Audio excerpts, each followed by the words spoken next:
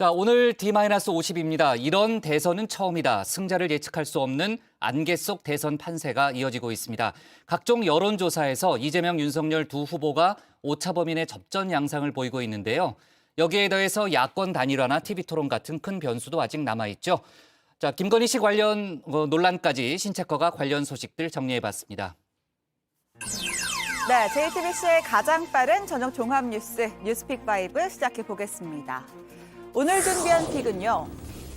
안개 속 D-51 그리고 사과와 고발, 편지 반납과 북한판 에이티킴스, 마지막 마트 동그라미 푸드코트 X입니다.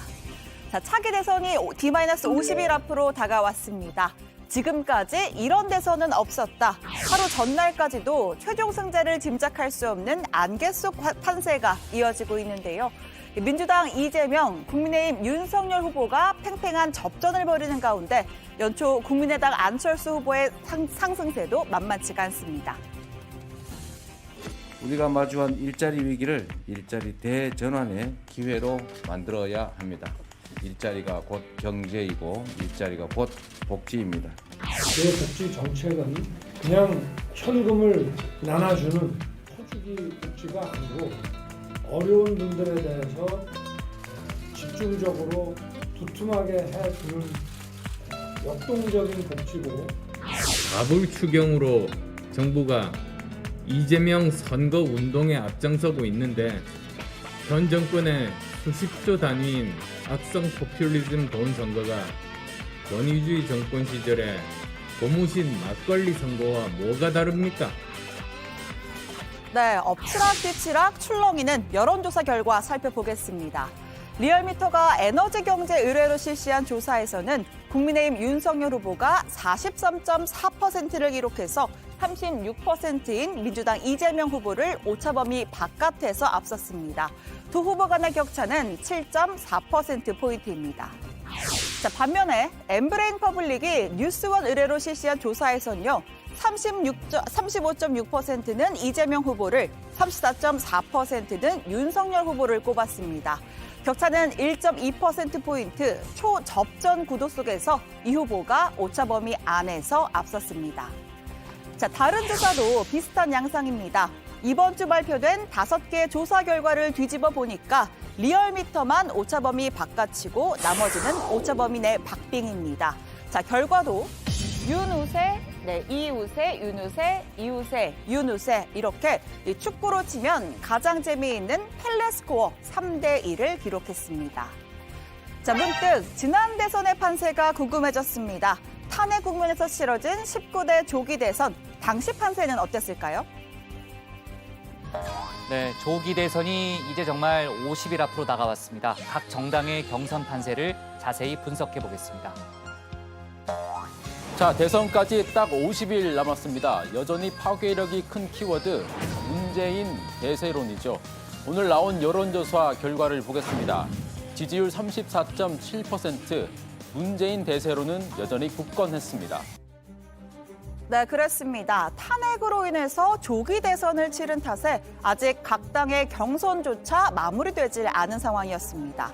그럼에도 문재인 당시 후보가 줄곧 1위를 유지하면서 당선까지 이뤄냈습니다. 혼돈의 카오스인 이번 대선, 여야는 1월 말 설 연휴를 확고한 우세를 고칠 변곡점으로 보고 있는데요. 결국 설 전후에 전후해갖고 누가 우리의 삶을 개선할 그 의지가 또 능력이 있는지 이런 걸 보는 때가 올 거라고 보고 있고요. 역시 정책 역량이 뛰어나고 추진력 있는 우리 후보가 40%대로 넘어가지 않을까. 이 추세가 지속된다면은 아마 설이 되기 전에 그 원래 우리 후보가 이번 레이스를 시작하기 전에 가졌던 한 7%에서 8% 정도 되는 우위를 다시 확보할 수 있을 거로 보입니다. 설 밥상머리 민심을 가를 전초전, 두 양강 후보의 양자 토론도 가시화됐습니다. 민주당은 27일 목요일 밤 10시에 민주당 이재명 후보와 국민의 윤석열 후보가 TV토론에 나서기로 합의했다고 밝혔는데요. 27일 후보 간 양자 토론은 양 후보들의 민생 대안과 미래 비전 및 이를 실천할 수 있는 능력을 누가 가졌는지를 검증하는 계기가 될 것입니다. 다만 조금 전 국민의힘은 27일 합의는 사실이 아니다. 국민의힘은 설 전날 전세대가 모이는 31일, 시간도 밤 10시가 아닌 오후 6시에서 9시 사이를 제한한다고 밝혔습니다. 민주당도 발표에 혼선이 있었다고 했고 오늘 추가 협의를 하겠다는 입장입니다. 이 구체적인 토론 주제와 방식을 정하는 양당 간의 룰 미팅은 토론 이틀 전인 25일에 열릴 전망인데요. 자, 이 후보의 경우 대장동 특혜 개발 의혹, 또 변호사비 대납 의혹 등이, 윤 후보의 경우 부인 김건희 씨를 비롯한 처가 관련 의혹이 나란히 발목을 잡고 있습니다. 지금 이재명 후보가 대선 후회하자고 지금 그러시거든요.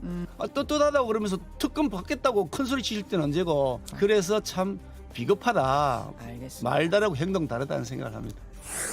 김건희 씨가 기자에게 선대의 일을 도와달라. 잘하면 1억 원도 줄 수 있다며 구체적인 금액까지 제시했습니다. 현행 공직선거법 위반 소지가 매우 큰 발언입니다. 자, 이 가운데 연일 안일화를 외치고 있는 국민의당 안철수 후보. 안풍을 무시해선 큰 코 다칠 거라며 나는 왜 빼냐 반발했습니다. 이 앞서 소개한 엠브레인 퍼블릭의 조사에서는 야권의 단일화를 가정한 양자 대결 결과도 공개했는데요.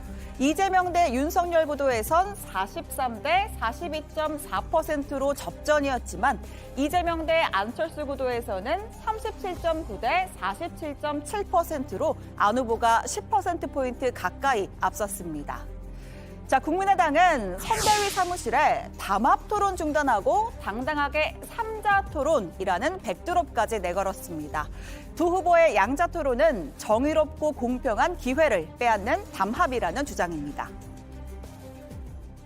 이 민주주의 제도 하에서 정의로운 공평한 그런 기회를 갖자는 그런 뜻에서 말씀을 드린 겁니다.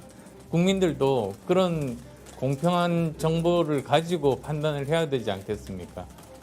학교에서 키 작다고 시험장에서 내쫓는 건 뭐가 다릅니까? 다양성과 다원주의를 말살하는 그런 민주주의 폭포라고 생각합니다. 네, 두 번째 픽으로 가볼까요? 사과와 고발입니다. 국민의힘이 윤석열 후보의 부인 김건희 씨의 7시간 녹취록과 관련해서 사과와 고발, 투트랙 전략을 구사했습니다. 생각만큼 큰 한방은 없었다는 판단 아래 윤 후보 본인은 신속한 사과로 정면 돌파를 시도했습니다.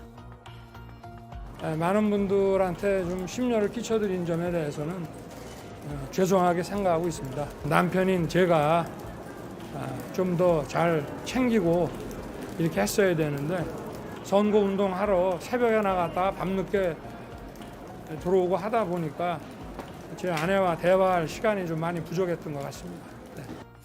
네, 김건희 씨의 허위 경력 논란이 불거졌을 때 사과를 미루던 태도와는 확연히 달라진 모습입니다.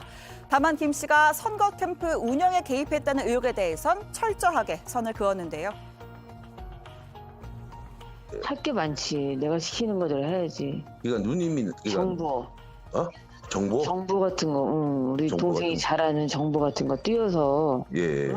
안에서 책상머리에서 하는 게 아니라 제 처가 선거 운동에 많이 관여를 했다 그러면은 그런 통화를 그렇게 장시간 할 수 있는 시간이 되겠습니까? 제 처가 이 여의도 정치권에 누구를 알아서 저걸 하겠습니까? 그러고 그런 얘기 자체를 들은 사실도 없고요. 이 녹취록에서 가장 논란이 컸던 대목 중 하나, 바로 미투에 관한 언급이었습니다. 보수들이 챙겨주는 건 확실하고 그래서 미투가 별로 안 터진다면서 진보는 다 돈을 안 챙겨주니까 터지는 것이라고 주장했죠. 자, 이 발언은 안희정 전 충남지사 사건에 대한 평가로도 이어집니다. 아니 그거 미투도 네. 이 문재인 정권에서 먼저 그거를 터트리면서 그걸 잡자 했잖아. 나는 안희정이 불쌍하더만 솔직히. 나는 좀 나랑 우리 아저씨는 네. 되게 안희정 편이야. 네, 피해자 김지은 씨는 성명을 통해 법원의 판결로 유죄가 확정된 사건에조차 비아냥으로 대하는 김건희 씨의 태도를 보았다면서 2차 가해자들은 청와대와 여당뿐 아니라 야당에도 있었다고 했습니다. 김건희 씨에게 진심 어린 사과를 요구한다고 했습니다.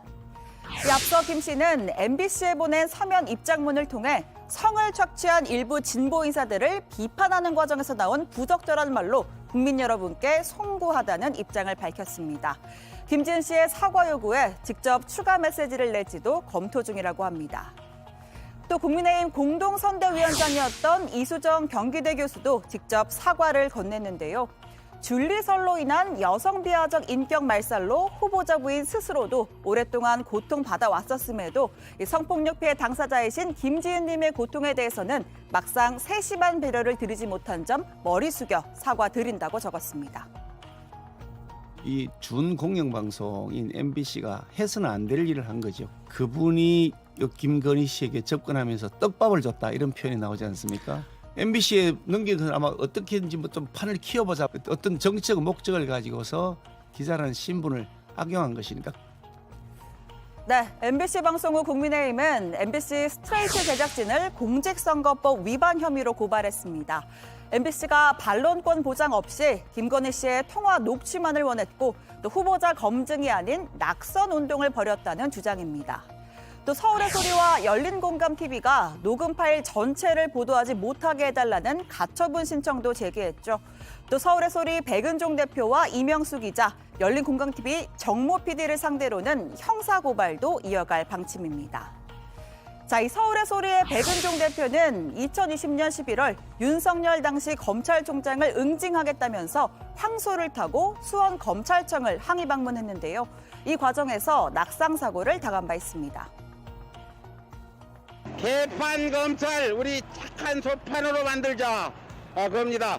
예, 지난번 우리가 사기꾼 이명박한테 속아가지고 대통령을 만들어줬더니 어떤 일이 있었습니까? 윤석열 일가의 사기꾼 일가가 대선 후보 운운하는 거 말이 됩니까? 수원 시민 여러분, 개판. 네, 이후에 치료를 받은 백 대표는 걱정을 끼쳐드려 죄송하다면서 지인이 내가 탔던 소가 일본 소여서 나를 떨어뜨렸다고 하더라 주장하기도 했습니다. 네, 오늘의 세 번째 픽입니다. 북한판 에이테킴스입니다. 북한이 어제 새 네 번째로 쏘아 올린 발사체는 북한판 에이테킴스로 불리는 단거리 탄도미사일 KN-24로 파악됐습니다. 북한은 2019년 8월과 2020년 3월에도 같은 미사일을 쏘아 올린 바 있습니다. 우리나라의 지형 조건과 주체전법의 요구에 맞게 개발된 새 무기가 기존의 무기 체계들과는 또 다른 우월한 전술적 특성을 가진 무기 체계라고 하시면서 네, 에이테킴스는 원래 미국산 전술 지대지 미사일이죠. 탄두에 수류탄과 비슷한 위력을 가진 자탄 950개를 탑재하고 있습니다. 미사일 하나로 축구장 서너 개 면적을 초토화할 수 있습니다. 북한 노동신문은 이번 시험이 무기 체계의 정확성을 검증하기 위한 목적으로 진행됐다면서 KN-24가 이미 양산과 실전 배치 단계에 접어들었음을 시사했습니다. 자, 오늘의 네 번째 픽은 편지 반납입니다. 2020년 서해상에서 북한군에 의해 피살된 해양선부 공무원 이모 씨의 아들이 문재인 대통령으로부터 받은 위로 편지를 반납했습니다. 북한군은 이 씨를 사살한 뒤에 시신을 불태운 것으로 전해졌죠. 유족들은 피격 당시의 구체적 상황을 공개하라면서 청와대 앞에서 기자회견을 열었습니다. 아무도 책임지지 않고 입 다물었고 제대로 된 조사 없이 그저 북한 해역에서 죽었고 넘었으니 월북이다라는 대한민국의 주권은 어디에 있으며 헌법의 가치는 무엇인지 아니 물을 수 없습니다. 앞서 법원은 유족들이 낸 정보 공개 청구 소송에서 원고 일부 승소 판결을 내렸습니다. 하지만 청와대와 해경은 항소했고 관련 자료를 공개하지 않고 있는데요. 문 대통령은 편지에서 모든 과정을 투명하게 진행하고 진실을 밝혀낼 수 있도록 내가 직접 챙기겠다는 약속을 드린다라고 말한 바 있습니다. 자, 이 씨아들은 대통령의 편지 속 약속은 힘없는 가족에게 유일한 희망이었다면서 결국은 비판적인 여론을 잠재우기 위한 면피용이었고 아버지를 잃은 고등학생을 상대로 한 거짓말이었다고 비판했습니다. 네, 오늘의 마지막 픽입니다. 마트 동그라미, 푸드코트 X입니다. 오늘부터 학원과 독서실, 영화관과 대형마트, 그리고 백화점 등 총 6종의 다중이용시설 방역패스 적용이 해제됐습니다. 법원의 방역패스 효력 정지 결정이 이어지자 일주일 만에 전격적인 수정 대책을 내놓은 겁니다.